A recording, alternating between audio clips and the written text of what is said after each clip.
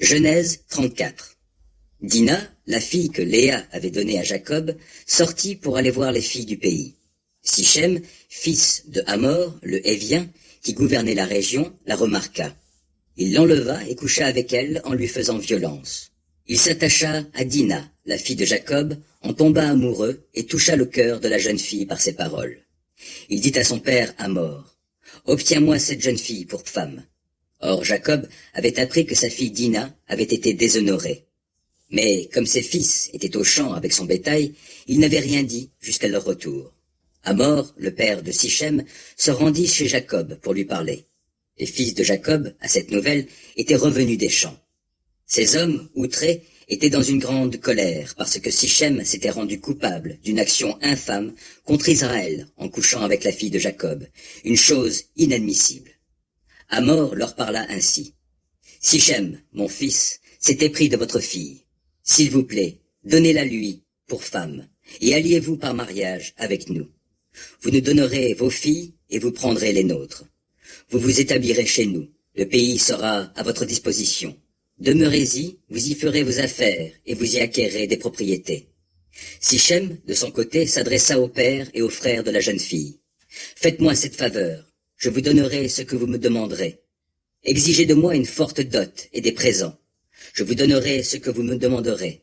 Accordez-moi seulement la jeune fille pour épouse. » Parce qu'on avait déshonoré leur sœur Dina, les fils de Jacob usèrent de ruse en répondant à Sichem et à Hamor, son père, en ces termes. « Il ne nous est pas possible de donner notre sœur à un homme incirconcis. Ce serait un déshonneur pour nous.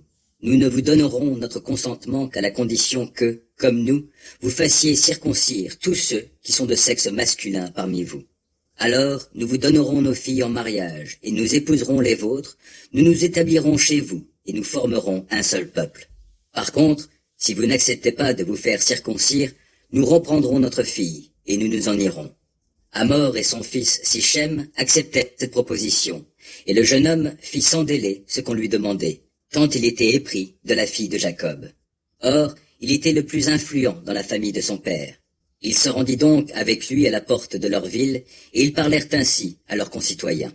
« Ces gens-là sont bien disposés envers nous, qu'ils s'établissent dans le pays et qu'ils y fassent des affaires. Voici, le pays est assez vaste pour eux dans toute son étendue. Nous épouserons leurs filles, et nous leur donnerons les nôtres.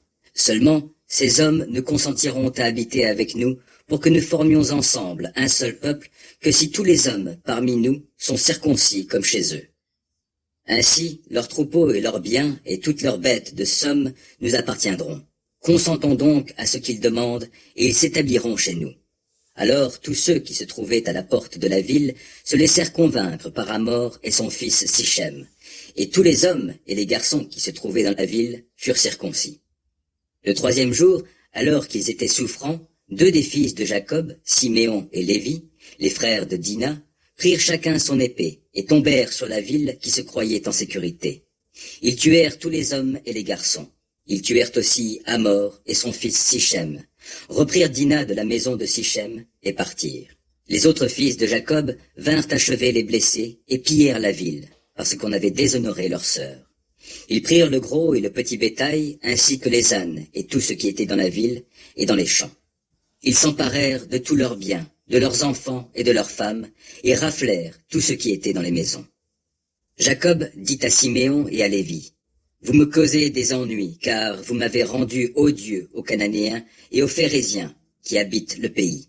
Je ne dispose que d'un petit nombre d'hommes. S'ils se liguent contre moi, ils me battront et extermineront toute ma famille avec moi. » Ils lui répliquèrent, « Pouvions-nous laisser traiter notre sœur comme une prostituée ?